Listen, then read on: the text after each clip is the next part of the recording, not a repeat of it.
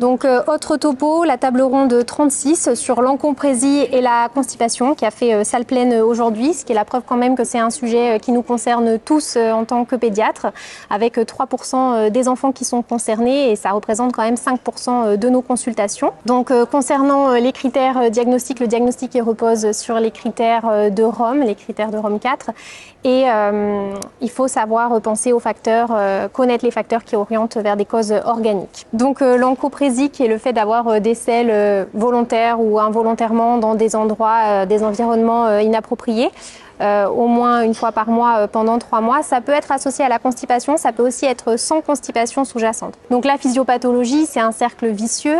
Le fait d'avoir des selles dures et volumineuses, ces selles elles vont être responsables de fissures anales, de douleurs, de comportements de rétention, d'anisme et finalement vont entraîner des mégarectomes et des fécalomes et une diminution de la sensibilité au niveau rectal.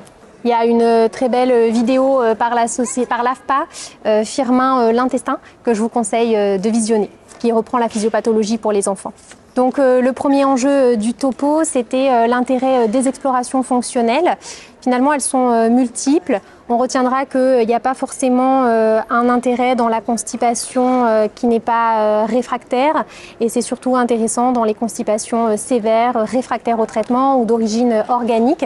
Ça repose essentiellement sur la manométrie anorectale et le temps de transit colique. Et donc, deuxième point clé du topo, la prise en charge de la constipation et de l'encoprésie, donc qui va essentiellement reposer sur des mesures éducatives. On reprend avec l'enfant l'installation aux toilettes, le fait de ritualiser l'action d'aller aux toilettes, donc le toilet training.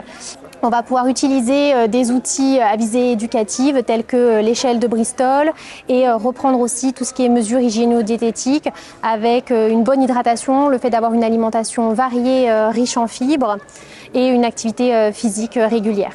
On peut avoir recours à des traitements médicamenteux avec des laxatifs oraux à forte dose.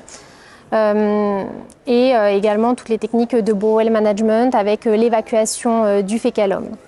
On a eu la chance ce matin d'avoir une kinésithérapeute libérale qui a pu également axer son topo sur l'intérêt de la prise en charge aussi par kinésithérapie et biofeedback.